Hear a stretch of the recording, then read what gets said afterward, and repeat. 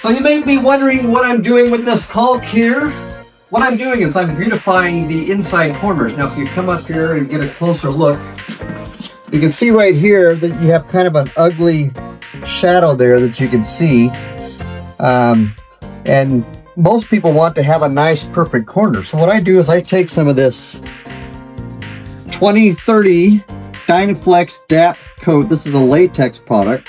It's basically very thick latex paint. And so what I do is I just take some and I put it in this corner here like yay. And then I just squeeze it down with my finger, and that's how I fill in the corners there. Just wipe off your excess.